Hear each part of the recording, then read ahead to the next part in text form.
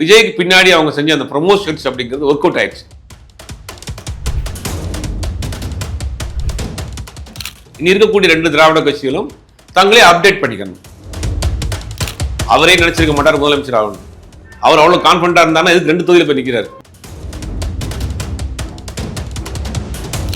80 வயசு 90 வயசுல உட்காந்துக்கிட்டு பழைய கதையை பேசிக்கிட்டு பெஞ்சு தேய்ச்சிக்கிட்டு இப்ப விஜய் ஏறக்குறைய திமுகவினுடைய ஐடியாலஜி அரசியலை தான் பண்ண போறாரு. என்னால கொடுக்க முடியாதுன்னு சொல்றதுக்கு இந்த கஜானா காலிங்கிற ஒரு வார்த்தையை பயன்படுத்துறாரு.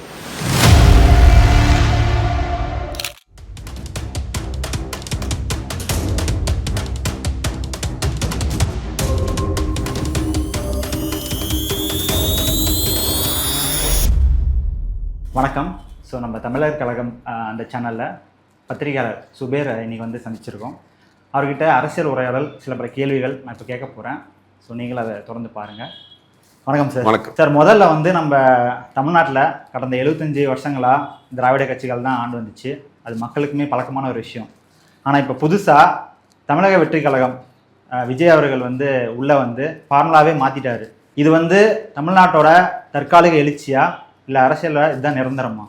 இல்லை, ஒரு சுழற்சி நடக்குங்க. வருஷத்துக்கு ஒரு 30 வருஷத்துக்கு ஒருக்கா 25 வருஷத்துக்கு ஒருக்கா ஒரு கால சுழற்சி நடக்கும். ஒரு செட் ஆஃப் ஆட்கள் உள்ளே வருவாங்க. 18லேருந்து 40 வயதுக்குள்ளே இருக்கிறவங்க தான் விஜய்க்கு இன்றைக்கி அதிகமாக வாக்களிச்சிருக்கிறாங்க. அந்த வாக்குகள் முழுவதுமாக போகுமாங்கிறது சந்தேகமாக இருந்துச்சு. முழுவதுமாக போயிருக்கு. அதனால தான் இன்றைக்கி முதலமைச்சர் ஆயிருக்கிறார். அப்போ ஒரு கால சுழற்சி ஏற்படுறப்போ அரசியல் களமும் மாறும். நீங்கள் பழைய கதைகளை பேசிக்கிட்டு பழைய பஞ்சாங்கங்களை பேசிக்கிட்டு அடுக்குமுறையில் போட்டுக்கிட்டு ரோட்டை மறைச்சி மேடையை போட்டுக்கிட்டு அதெல்லாம் அந்த அந்த அரசியலே அந்த ஆட்களுக்கு கொஞ்சம் சலிப்படைய வச்சிருக்கு. அது புதுசாக விஜயினுடைய அந்த அரசியல் டக்குன்னு அதை இது பண்ணிட்டாங்க. இது ஒன்னொன்று பார்க்கணும். 2016க்கு பிறகு தமிழ்நாட்டில் ஒரு பெரிய ஒரு கேப் விழுந்து போச்சு அரசியல் களத்தில். ஏன்னா தலைவர்களை பார்ப்பதற்கு மக்கள் வரக்கூடிய கூட்டமே இல்லாமல் போயிடுச்சு. இப்போ நீங்கள் ஜெயலலிதா இருந்தாங்கன்னா அவங்கள பார்க்கறதுக்கு ஒரு பெருந்திரள் கூட்டம் வரும். கலைஞருடைய பேச்சை கேட்கறதுக்கு பெருமளவில் ஆட்டம் வருவாங்க. அவருடைய அந்த நகைச்சுவை, அவருடைய அந்த டைமிங் சென்ஸு, அவருடைய அடுக்குமொழி, அவருடைய தமிழ் விளையாடும் அந்த கேட்கறதுக்காக விடிய உட்காந்துருப்பாங்க. இப்போ அப்படி ஒரு கவர்ச்சிகரமான ஒரு தலைவர் 2016 இருந்து இல்லை. இப்போ இருந்தாலும் கூட முன்னாள் முதலமைச்சராக இருந்த ஸ்டாலின் அவர்கள் முதலமைச்சர் ஆனாலும் கூட நிறைய திட்டங்கள் ஸ்கீம்ஸ் மூலியமா போய் சேர்ந்தார். ஆனால் ஒரு கவர்ச்சிகரமான ஒரு கலைஞரை போலையோ ஒரு எம்ஜிஆர் போலையோ ஒரு ஜெயலலிதா போலவே அந்த தலைவர்கள் இல்லை. அப்போ அந்த கேப் இருந்துக்கிட்டே இருந்தது ஒரு கரிஸ்மாட்டிக்கான ஒரு தலைவராக. அப்போ அந்த நேரத்தில் விஜய் உள்ளே வர்றாரு. 2 வருஷத்துக்கு முன்னாடி உள்ளே வர்றாரு. விஜய்க்கு பின்னாடி அவங்க செஞ்ச அந்த ப்ரொமோஷன்ஸ் அப்படிங்கிறது ஒர்க் அவுட் ஆயிடுச்சு. அந்த கேப்பை இவர் ஃபுல் பண்ணிட்டார். அப்படியே அது அந்த கூட்டம் ஓட்டாக மாறுமா அப்படி நம்மளே பேசியிருந்தோம். மாறிடுச்சு. ஓட்டு போட்டாங்க, முதலமைச்சர் ஆயிட்டார். அப்போ ஒரு கால மாற்றம், ஒரு சேஞ்ச் நடக்கும் இல்லையா? அந்த ஒரு சேஞ்ச் கிட்டத்தட்ட ஒரு 50 வருஷம் கழிச்சு இப்போ தமிழ்நாட்டு அரசியலில் மாறி இருக்கு. இது தொடர்ந்து தான் போகும். இனி இருக்கக்கூடிய 2 திராவிட கட்சிகளும் தங்களே அப்டேட் பண்ணிக்கணும். தங்களுடைய பிரச்சார வழிமுறைகள், அரசியல் வழிமுறைகள், அரசியல் களங்கள், கட்சி இருக்கக்கூடிய நிர்வாகிகளுக்கு இளைஞர்கள் வழிவிட்டு கொடுக்கறது இதெல்லாம் மாற்றிருக்கணும். தமிழக வெற்றி கழகத்துக்கு ஒரு பெரிய ஒரு நம்பிக்கையே இளைஞர்கள் மத்தியில் கொடுத்துருக்கு. இந்த கட்சியில் சேர்ந்தால் நம்ம சட்டமன்ற உறுப்பினராகலாம், நாடாளுமன்ற உறுப்பினராகலாம், அரசியல் பண்ணி செஞ்சிடலாம், ஈஸியாக போயிடலாம் அப்படிங்கிற விஷயத்தை பார்க்கணும். இந்த தேர்தலில் ஜாதி, மதம், பணம், கட்சி, சின்னம் எல்லாத்தையும் தமிழ்நாட்டு மக்கள் உடச்சி தூக்கி குப்பையில் போட்டாங்க. இந்த பகுதியில் இந்த ஜாதி தான் இருக்குது, அங்கே தான் வேட்பாளரை போடணும், அவன் தான் ஜெயிப்பான்னு ஒரு ஃபார்மெட் வச்சுருந்தாங்க. அங்கே என்னென்னா பெரும்பான்மையான ஜாதியாக இருக்கக்கூடிய இடத்துல ஒரு சிறுபான்மை சமூகத்தை சேர்ந்த ஒருத்தனை போட்டு அவனை எல்லாரும் பெரும்பான்மை சமூகம் போட்டு ஜெயிக்க வைக்கிறாங்க. இது 2 திராவிட கட்சிகள் கடந்த 50 வருஷத்தில் செய்ய தவறிய ஒரு விஷயம். இதை மக்கள் செஞ்சிருக்கிறாங்க. அதுக்கு விஜயினுடைய பேனரை வச்சுக்கிட்டாங்க. யாரா வருவான்னு பார்த்துட்டு இருக்கிற நேரத்தில் விஜய் வந்தோடனே டப்புன்னு அப்படி மாற்றிட்டாங்க. ஜாதியை பார்க்கல, மதத்தை பார்க்கல, காசை பார்க்கல, பணத்தை பார்க்கல, சின்னத்தை பார்க்கல. இந்த அரசியல் வேண்டான்னு முடிவு பண்ணிட்டாங்க. இது ஒரு நல்ல ஒரு முன் உதாரணம், நல்ல ஒரு வழிமுறை, ஒரு எடுத்துக்காட்டு. நீ வரக்கூடிய காலங்களுக்கு அரசியல் செய்யணும்னு நினைக்கக்கூடிய ஒரு சாமானியனுக்கான ஒரு ஸ்பேஸ். நீங்கள் கோடியாக பணம் வச்சிருக்கணும், இல்லை நீங்கள் அந்த பகுதியில் உங்கள் சமூகத்துக்கு சேர்ந்தவங்க தான் பெரிய ஆளாக இருக்கணும், இல்லை நீங்கள் அந்த பெரிய கட்சியில் இருக்கணுங்கிற ஒரு அந்த ஃபார்மெட் இருக்குல்ல, அது உடஞ்சிருச்சு. உடஞ்சிட்டு ஒரு புதியவர்களுக்கான புதிய களத்தை ஓப்பன் பண்ணி விட்டுருக்காங்க அரசியல் களத்தில். ஆனால் அடுத்து வரக்கூடிய காலங்களில் 2 கட்சியிலையும் அதான் செய்வாங்கன்னு நினைக்கிறேன். சரி சார், இதுலேருந்து ஒரு கேள்வி என்னன்னா, இப்போ நீங்கள் விஜய் இங்கே இப்போ வந்ததுனால சொல்கிறீங்க, இதுக்கு முன்னாடி விஜய் ஃபேமஸாக தான் இருந்தார். ஒரு 5 வருஷத்துக்கு முன்னாடி 10 வருஷத்துக்கு முன்னாடி அவர் பல வருஷமாக டாப் ஹீரோவாக தான் இருக்கார். அவர் இந்த டைமுக்கு உள்ளே வந்த காரணம் என்னன்னு நீங்கள் நினைக்கிறீங்க? ஏன்னா இதுக்கு முன்னாடி ஜெயலலிதா அம்மா இருந்தாங்க, கலைஞர் இருந்தார், அப்புறம் இப்போ வந்து ஸ்டாலின் ஐயா இருந்தார். அதுக்கு அப்புறம் வந்தால் வாரிசு அரசியல்னு சொல்லி உதயநிதி உள்ளே வருவார், அவருக்கெல்லாம் நம்ம ஏன் போகணும், அதுக்காக நம்ம அதுக்கப்புறம் நாம் அந்த அரசியலை டேக் ஓவர் பண்ணலாம்னு சொல்லி அதை நினச்சி அவர் உள்ளே வந்திருக்காரா? இல்லைங்க, நான் ஏற்கனவே சொன்ன மாதிரி 2016 பிறகு ஒரு ஸ்பேஸ் இருந்துகிட்டே, வெற்றிடம் இருந்துகிட்டே இருந்து சொன்னோம் இல்லையா, ஒரு கரிஸ்மாட்டிக்கான ஒரு ஃபேஸ் இல்லாமல் ஒரு வேல்யூ இல்லாமல் இருந்துச்சு. டிஎம்கேவா ஏடிஎம்கேவான்னு சொல்லி அந்த இல்லை அவங்க இருந்தாங்க. முதலமைச்சராக ஸ்டாலின் முன்னாள் முதலமைச்சராக இருந்தார், அவர் ஸ்கீம்ஸ் நிறையா பண்ணிட்டு இருந்தார். நான் சொன்னது கலைஞரை போல, அவரே சொல்லியிருக்காரு பலமுறை, எனக்கு கலைஞரை போல எனக்கு பேச வராது, கலைஞரை போல எனக்கு எழுத வராதுன்னாரு. அந்த தனிப்பட்ட ஆற்றல் இருக்குல்ல, ஒரு சுயம்பு மாதிரி கலைஞர்லாம் தனியாக தன்னை தானே செதுக்கிட்டு வளர்ந்தவர். அதே மாதிரி எம்ஜிஆர் அப்படித்தான், தன்னை தானே உருவாக்குனவர். ஜெயலலிதா அவர்கள் ஒரு சுச்சுவேஷனுக்குள்ள அரசியலுக்கு வந்தாலும் வந்த இடத்தை தக்க வைத்துக்கிறதுக்காக மிகப்பெரிய ஒரு போராட்டத்தை செஞ்சாங்க. இவங்கெல்லாம் வந்து ஒரு என்ன சொல்றது, ஒரு நெருப்பிலிருந்து வந்த தலைவர்கள். ஆனால் வந்து மற்றவங்கெல்லாம் அப்படி அந்த மாதிரியான சுச்சுவேஷன் இல்லை. அப்போ அந்த 16க்கு பிறகு என்ன ஆச்சுன்னா, அந்த ஒரு ஸ்பேஸ் இப்போ ஏற்கனவே சொன்ன மாதிரி கலைஞரை பார்க்கறதுக்கு கூட்டம் வரும், எம்ஜிஆரை பார்க்கறதுக்கு ஒரு கூட்டம் வரும், ஜெயலலிதா அவர்களை பார்க்கறதுக்கு கூட்டம், விஜய் பார்க்கறதுக்கு ஒரு கூட்டம் வந்துருச்சு. அந்த கூட்டம் ஓட்டா போகுமாங்கிறது தெரியாம இருந்துச்சு, ஓட்டாவும் மாறிடுச்சு. இப்போ அதான் சொல்றேன், அந்த இடத்தை விஜய் பயன்படுத்திக்கிட்டார். தமிழ்நாட்டில் ஒரு ஆஸ்பிரேஷன் இருக்கு, அதிமுக சுத்தமா அங்க பல பிரிவுகளாக போயிடுச்சு, ஒரு பெருசா செல்ஃப் இல்லை, அந்த அம்மா இறந்து போயிட்டாங்க. இப்போ தமிழ்நாட்டை பொறுத்தவரைக்கு அதான் விஜய் அரசியல் ரொம்ப தெளிவாக பண்ணியிருப்பாரு. பார்த்தீங்கன்னா டிஎம்கே டிவிகே, டிஎம்கே அங்கே ஸ்ட்ராங்கா இருக்கு. இப்போ அதை எதிர்த்து அதிமுக இடத்தை தான் பிளேஸ் பண்ணணும்னு நினைச்சார். அவரே நினைச்சிருக்க மாட்டார் முதலமைச்சர் ஆகணும். அவர் அவ்வளவு கான்ஃபிடண்டா இருந்தாலும் எதுக்கு 2 தொகுதியில் போய் நிற்கிறார். இப்போ அவரே என்னன்னா அந்த ஜாதி அரசியலை மத அரசியலை உடைச்சிட்டு வந்து நிற்கணும்னு அவரும் நினைக்கல, மக்கள் நினைச்சிட்டாங்க. என்ன அவர் அதனால தான் போய் பெரம்பூர்லேயும் திருச்சியிலையும் நிற்கிறார். தான் சமூகம் சார்ந்த வாக்குகள் அங்கே இருக்கு, நமக்கு எப்படி ஓட்டு போட்டுருவாங்க. இப்போ அவருக்குமே அந்த நம்பிக்கை இல்லை, அந்த பழைய ஃபார்மேட்டுக்குள்ள தான் இருந்தார். மக்கள் உடைச்சிருக்காங்க அதை. மக்கள் வந்து இதெல்லாம் பார்க்காதீங்க, இன்னி யார் நல்லவனா நிற்க வச்சா ஓட்டு போடுவோங்கிற மாதிரி ஒரு முடிவுக்கு வந்துட்டாங்க.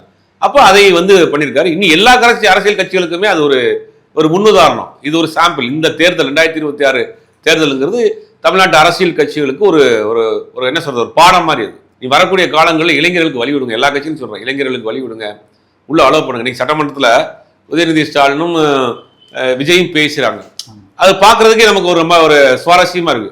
நாங்களாம் ஒரே காலேஜ்ன்றாரு, சபாநாயகர் சொல்றாரு நானும் அதே காலேஜ்ன்றாரு. அப்ப 2 பேரும் நாங்கள் எதிர்க்கட்சியை செயல்படுவோன்றாரு.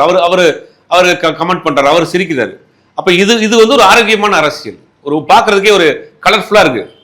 80 வயசு 90 வயசுல உட்காந்துக்கிட்டு பழைய கதையை பேசிக்கிட்டு பெஞ்சு தேய்ச்சிக்கிட்டு இப்போ அந்த செட்டே வெளியில போயிட்டு புதுசா ஒரு செட் உள்ள அந்த மாதிரி இருக்கு. காலேஜ் ஒரு ஃபர்ஸ்ட் டே பாக்குற மாதிரி இருக்கு. அப்ப இது ஒரு ஆரோக்கியமான அரசியல் தான். இதுக்கு வழி விடுங்கன்றோம், வழி விடுங்க, உள்ள ஆட்களை அனுப்புங்க. நான் சொல்ல போனா உதயநிதி ஸ்டாலின் அவர்களுக்கு ஃபுல் ஃபோர்ஸா கொடுங்க, அவருக்கு ஸ்பேஸ் கொடுங்க. அவர் நல்லா பண்றாரு, பெர்ஃபார்மன்ஸ் நல்லா பண்றாரு, ஸ்பீச் நல்லா பண்றாரு. ஒரு ஆரோக்கியமான அரசியலா இருக்கட்டும். விஜய் உதயங்கிற ஒரு அரசியல் களம் அடுத்து தமிழ்நாட்டில் போட்டுமே, பார்ப்போமே அதையும். சரி, ஓகே சார். இப்போ நீங்கள் ஆரோக்கியமான அரசியல்னு சொன்னீங்க. ஸோ நேற்று வந்து நம்ம முன்னாள் முதல்வர் ஸ்டாலின் ஐயா வந்து இப்போ இருக்கிற விஜய் வந்து போய் பார்த்துட்டு வந்திருக்காருல்ல. ஸோ அவர் வந்து எல்லா கட்சி தலைவரும் போய் பார்த்துட்டு வந்திருக்காரு. இதை பற்றி நீங்கள் என்ன நினைக்கிறீங்க? இதுக்கு வந்து நாங்கள் அந்த பிரச்சாரம் பண்ணுறப்போ ஸ்டாலின் அங்கிள்னு சொல்லி கலாய்ச்சதும் சரி, அங்கங்கே போய் பிரச்சாரம் பண்ணுறப்போ டிஎம்கே தான் எதிரின்னு சொல்லி பேசுகிறப்போ, நேற்று வந்து எதுவுமே நடக்காத மாதிரி எல்லா கட்சி தலைவர்களும் போய் பார்த்து சந்தித்து ஒரு பூக்கொடை கொடுத்து வாழ்த்துக்கள் தெரிவித்து வந்திருக்காரு. ஸோ இதை வந்து என்னென்னா விஜயோட சேஃப்டி பர்பஸ்க்காக ஒரு சீட்டு நம்ம வந்து ஃப்யூச்சரில் சீட்னா நமக்கு இருக்கணும், ஒரு கூட்டணி கட்சியாக நம்ம எல்லாம் ஆகணுங்கிறதுக்காக இது ஒரு பிளானா, இல்லை இப்படி தான் அரசியல் போகணுங்கிறத அவரோட ஒரு நாகரீகமான அரசியலை செய்யணும்னு அவர் நினைக்கிறார். அது ஒரு பக்கம் பார்க்கணும். இதுக்குள்ள அரசியல் இருக்கானா, அரசியல் இருக்கு. அவர் என்ன பார்க்கலாம்னா, பார்த்தீங்களா அவர் கடுமை எதிர்த்தவரை கூட விரைவி பார்த்துட்டு வந்துட்டாரு அப்படின்னு அவருக்கு ஒரு இமேஜும் கூடும். இது 2 பர்பஸுமே இருக்கும். நீங்க ஒரு நாகரீகமான அரசியலை செய்யணும்னு பார்க்குறாரு, அது வரவேற்கத்தக்க விஷயம். ஒன்று என்னன்னா, தன்னை எதிர்த்தவங்ககிட்டே அவர் போய் வந்து எவ்வளவு இதாக நடந்துக்கிறாரு பார்த்தியா, அப்ப இவருடைய இமேஜும் கூடும். இப்போ அது எல்லாமே அரசியல் கணக்கு தான். அப்போ பார்த்துருக்கிறாரு. அதை விட முக்கியமான விஷயம், ஒரு பதட்டத்தை தணிச்சிருக்கிறார்.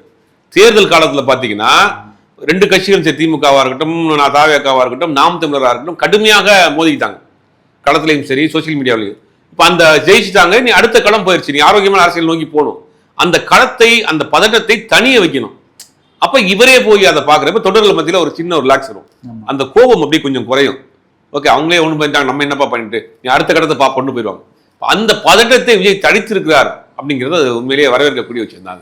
சார் நம்ம தமிழக வெற்றி கழகத்தில் இருக்கிற எல்லா எம்எல்ஏஸுக்கும் மினிஸ்டருக்கும் ஒரு அடிப்படை தலைமையே ஒரு இல்லாமல் ஒரு பின்புலம் இல்லாமல் அரசியல் நாலேஜே இல்லாமல் அரசியல் நாலேஜ் இல்லைன்னா அவங்களுக்கு எக்ஸ்பீரியன்ஸ் இல்லாமல் உள்ளே வந்திருக்காங்க.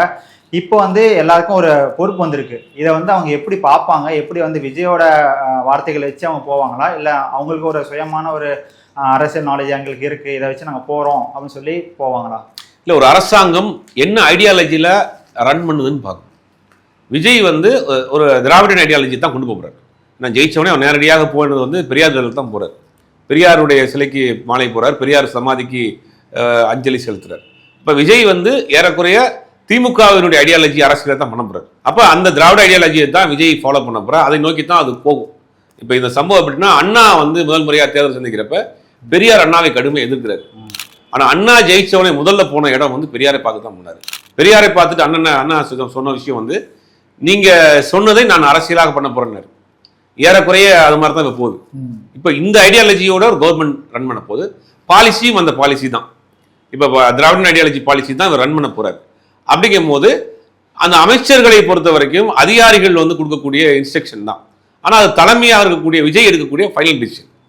இப்போ மதுக்கடைகள் குறைப்பு, யூனிட் மின்சார இதுக்கு அதிகமாக கொடுக்குறோம், இப்போ அடுத்தடுத்து வரக்கூடிய என்னென்ன ஸ்கீம்ஸ் எல்லாம் தலைமை எடுக்கக்கூடிய முடிவை இந்த அமைச்சர்கள் இம்ப்ளிமெண்ட் பண்ணுவாங்க. அதிகாரிகள் அதை ப்ரொசீட் பண்ணுவாங்க. இதுதான் ஃபார்மெட், அரசியல் ஃபார்மெட். இப்போ விஜய் எடுக்கக்கூடிய முடிவு தான். அவரே சொல்லிட்டார், நான் தான் பவர் சென்டர். அப்போ விஜய் அந்த ஐடியாலஜி அரசியலை தான் பண்ண போறார். இப்போ வரைக்கும் நம்ம அப்படித்தான் நம்புறோம். அதை பண்ணார்னா அவருக்கான ஃபியூச்சர் ரொம்ப லாங் ஸ்டாண்டிங்காக நிற்கும். இதில் தடமாறாமல் விஜய் இருக்கணும். ஸோ ஓகே சார், இப்போ நீங்கள் சொன்ன மாதிரி அந்த ஸ்கீம் பவர் ஆஃப் ஸ்கீம் சொல்லி நம்ம பவர் ஆஃப் சென்டர் விஜய் தான். ஸோ அந்த முதல்வர் விஜய் அன்றைக்கி என்ன சொன்னார்னா, இந்த மாதிரி கரண்ட் 200 யூனிட் ஃப்ரீன்னு சொல்லி எல்லா வீட்டையும் சொல்லிட்டாரு. ஆனால் அதுக்கு முன்னாடி ஒரு வார்த்தை சொன்னார், தமிழ்நாடு கஜானா காலியாக இருக்குது, இதுக்கு என்ன பண்ணுறதுன்னு தெரியல, எனக்கு ஒரு டைம் கொடுங்கன்னு சொன்னார். இப்போ கஜானா காலியாக இருக்குன்னு ஒரு பக்கம் சொல்கிறாரு, இன்னொரு பக்கம் 200 யூனிட் கரண்ட் ஃப்ரீயாக தராரு. இப்போ இதனால் தமிழக நிதி நெருக்கடி ஏற்படுமா, இல்லை அதுக்கான வழிகள்லாம் என்னன்னு சொல்கிறோம்? இல்லை, முதல்ல கஜானா காலி அப்படிங்கிறது ஒரு பதட்டமான ஒரு சொல்லுது. ஏறக்குறைய அந்த வார்த்தையை பயன்படுத்தக்கூடாது. அது எல்லாருமே சொல்கிறாங்க, நம்மளும் சொல்கிறோம். நிதிநிலை பிரச்சனைகளை பற்றி எல்லா அரசாங்கம் வர்றப்பையும் ஒரு வெள்ளை கொடுப்பாங்க. ஒரு அரசாங்கம் மாதிரி இன்னொரு அரசாங்கம் வர்றப்ப இந்த அரசாங்கத்தினுடைய வரவு செலவு கணக்கு எவ்வளவு, கவர்மெண்ட் புதுசாக மாறி வரப்ப ஒரு ரெகுலர் ப்ரொசீஜர் தான் அது. விஜய் அந்த ப்ரொசீஜரை கொஞ்சம் அவருடைய ஸ்டைலில் சொல்கிறார், ஹைப்பில் சொல்கிறார். கஜானா காலியாக போச்சு. கஜானாவெல்லாம் காலியாகாது. அது கஜானா காலியானா இவனால எப்படி கவர்மெண்ட் ஆஃபீஸர்ஸ் சம்பளம் போட்டிருக்க முடியும், டீச்சர்ஸ் சம்பளம் போட்டிருக்கும், கவர்மெண்ட் எப்படி ரன் ஆகும்? அப்போ கடன்கள் இருக்கா, அந்த கடனை வாங்கி இவங்க என்ன இன்வெஸ்ட் பண்ணியிருக்காங்க, அது வளர்ச்சியான இன்வெஸ்ட்மெண்ட்டா, இல்லை ஸ்கீம்ஸ்க்கு பண்ணியிருக்காங்க, திட்டங்களுக்கு பண்ணியிருக்காங்களா, இல்லை வெல்ஃபேர் ஸ்கீம்ஸ்க்கு பண்ணியிருக்காங்களா, இல்லை அதனால டெவலப் ஆகிருக்குறா? இப்போ ஜிடிபி க்ரோத்துங்கிறது நமக்கு 11% வரைக்கும் ஏற்கனவே க்ரோத். இந்த ஜிடிபி க்ரோத் அப்படின்னா ஜிடிபி க்ரோத்துக்கு எவ்வளோ இன்வெஸ்ட்மெண்ட் இருக்குல்ல, கடன் வாங்கி தான் இன்வெஸ்ட் பண்ணியிருப்பாங்க. இப்போ அதையெல்லாம் பார்த்துட்டு தான் அவர் முடிவு பண்ணும். அவர் எடுத்தவொடனே என்ன பண்ணுறாங்கன்னா கஜானா காலி வெள்ளை அறிக்கை கொடுக்க போறோம்னா அவர் சொன்ன திட்டங்களுக்கு 11 லட்சம் கோடி வேணும், 12 லட்சம் கோடி வேணும். இப்போ அதை செய்ய முடியாது. அப்படிங்கும் போது இவர் என்ன பண்றாருன்னா, அதுல எஸ்கேப் ஆகிறதுக்கு என்ன பண்றாருன்னா கஜானா காலி வெள்ளை அறிக்கை கொடுக்க போறேன்னு சொல்றாரு. அது அவர் ஒரு அரசியல் எடுக்கிறார் கையில். அந்த அரசியல் தான் சொல்றாரு கஜானா காலியா போச்சு, என்னால் கொடுக்க முடியாதுன்னு சொல்றதுக்கு இந்த கஜானா காலிங்கிற ஒரு வார்த்தையை பயன்படுத்துறாரு. அப்புறம் 100 யூனிட் மின்சாரம்ங்கிறது ஆல்ரெடி இருக்கு. ஆல்ரெடி முதல் 100 யூனிட்டுங்கிறதுக்கு ஃப்ரீயா இருக்கு. இவர் என்ன பண்ண 200 யூனிட்னு கொண்டு அது 500 யூனிட்டுக்குள்ள இருக்கிறவங்களுக்கு தான் 200 யூனிட்ன்றாரு. அப்புறம் அது கடுமையான சர்ச்சைகள் எழுந்ததுக்கு பிறகு அதை அவர் கேன்சல் பண்றாரு.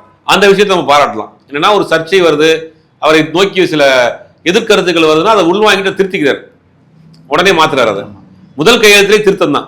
அப்படிங்கும் போது அதை நம்ம வரவேற்கக்கூடிய விஷயம் தான். போக போக பார்ப்போம். ஏன்னா இப்போ முதல்ல வந்திருக்கிறாரு, அவருடைய எதிர்நோக்கி போறாரு. ஏன்னா ஒரு மெஜாரிட்டி கிடையாது. ஒரு பக்கம் இந்த மதசார்பற்ற கூட்டணியுடைய ஆதரவோட தான் இப்போ ஆட்சி நடத்திட்டு இருக்காரு. ஒரு பக்கம் இங்கே அதிமுக ஆதரவு கொடுக்கறது தயாரா இருக்கிறாங்க. அப்படிங்கன்னா எந்த ஆப்ஷன் அவர் கையில் எடுக்க போறாரு? இவங்களை கழட்டி விட போறாரா, அவங்கள கூட போறாரா? அடுத்த முக்கியமான மத்திய அரசோட அவர் என்ன நெருக்கமாக போக போறாரு? மத்திய அரசுடைய ஸ்கீம்ஸ் அவர் எதிர்க்கிறாரா, ஆதரிக்கிறாரா, வரவேற்கிறாரா, உள்ள விடுறாரா, அலோ பண்றாரா? இருமொழி கொள்கையில் என்ன அவருடைய நிலைப்பாடு என்ன? பிஎம்சியில் அவருடைய நிலைப்பாடு என்ன? டீலிமிட்டேஷன் அவருடைய நிலைப்பாடு என்ன? ஒன் நேஷன் ஒன் இந்தியாவில் அவருடைய நிலைப்பாடு, ஒன் எலெக்ஷன் ஒன் இந்தியாவில் நிலைப்பாடு என்ன? இதெல்லாம் அடுத்து வரக்கூடிய காலங்களில் அதை அதை நோக்கி நம்மளும் கேள்வி கேட்கலாம், விமர்சனங்களை வைக்கலாம். அதை எப்படி அவர் ஃபேஸ் பண்ண போறாருங்கிறது தெரியல. இப்போ அரசாங்கம் உருவாகிருக்கு, புதுசாக வந்திருக்கிறாங்க, ஃபார்ம் பண்ணிட்டோம், ஒரு 2 மாதம் போட்டோம், அவங்க என்ன செய்கிறாருங்கிறத வச்சு அடுத்து விமர்சனம் பண்ணலாம். சார், இப்போ தமிழ்நாடு முதலமைச்சர் விஜய் 2வது நாளே ஒரு கையெழுத்து போட்டார் 717 ஒயின் ஷாப் வந்து மூடணும்னு சொல்லி. இது வந்து நல்ல ஒரு விஷயந்தான். ஆனால் இதுக்கு முன்னாடி அந்த ஆட்சி அமைப்பு டிஎம்கே வந்து ஏன் இதை பண்ணல? டிஎம்கேவை தாண்டி வேற ஒரு கட்சிகளுமே இதை வந்து யாருமே வந்து முன்மொழியில. இதை நீங்கள் எப்படி பார்க்குறீங்க? இது ஒரு சட்டமே இருக்குங்க. அதாவது வழிபாட்டு தலங்கள், பள்ளி, கல்லூரிகள் அருகில் வந்து 500 மீட்டருக்கு இடையில வந்து மதுக்கடைகள் இருக்கக்கூடாதுங்கிறது சட்டமே இருக்கு. ஆனால் சில போன கவர்மெண்ட் என்ன பண்ணுறாங்கன்னா, சில கடைகள் என்ன பண்ணுறாங்கன்னா கோர்ட்டுக்கு போகிறாங்க. இப்போ அந்த வழக்குகள்லாம் இருக்கு. இவர் நினைச்ச மாதிரி ஒரே 2 வாரத்தில் தூக்கிட முடியாது. அதெல்லாம் சிக்கல் இருக்கு. இது நடைமுறையில் இருக்கிற விஷயம்தான். ஆனால் இதை சாத்தியப்படுத்துறதுக்கு நிறைய சிக்கல் இருக்கிறதுனால அவங்க சாத்தியப்படுத்தாமல் இருந்தாங்க. விஜய் அதை கோர்ட்டில் போய் அதை உடச்சு கொண்டு வந்து இந்த கடையெல்லாம் காலி பண்ண போறாரா, டப்பு நீக்க போறாரா, அவருடைய செயல்பாடு எப்படி ஃபாஸ்டா போறதுங்கிறது அது முழுவதுமாக நீக்கப்பட்டது பிறகு தெரியும். அதை முன்னெடுத்திருக்கா அது வரவேற்கக்கூடிய விஷயம். சார் நல்லா இருந்துச்சு சார். உங்கள் கூட பேசினது எல்லாமே இந்த உரையாடல் நல்லா இருந்துச்சு. ஏன்னா அரசியல் தெரியாதவங்களும் வந்து இப்போ வந்து அரசியல் சம்மந்தப்பட்ட கேள்விகளும் கேட்குறாங்க. அரசியல் ரொம்ப சுவாரஸ்யமாக போயிட்டுருக்கு விஜய் வந்ததுனால. ஸோ விஜய் தான் இங்கே மூலக்காரணம் சொல்கிறாங்க. தொடர்ந்து இதை பற்றி நம்ம பேசலாம் சார். அடுத்தடுத்த வீடியோவில் வந்து அரசியல் சார்ந்த கேள்விகளும் மக்களுக்கான கேள்விகளும் உங்கள்கிட்ட நான் வந்து கேட்பேன். ஸோ நீங்களும் அதுக்கான பதில் சொல்லுங்கள் சார். இந்த உரையாடல் ரொம்பவே நல்லா இருந்துச்சு. நன்றி சார்.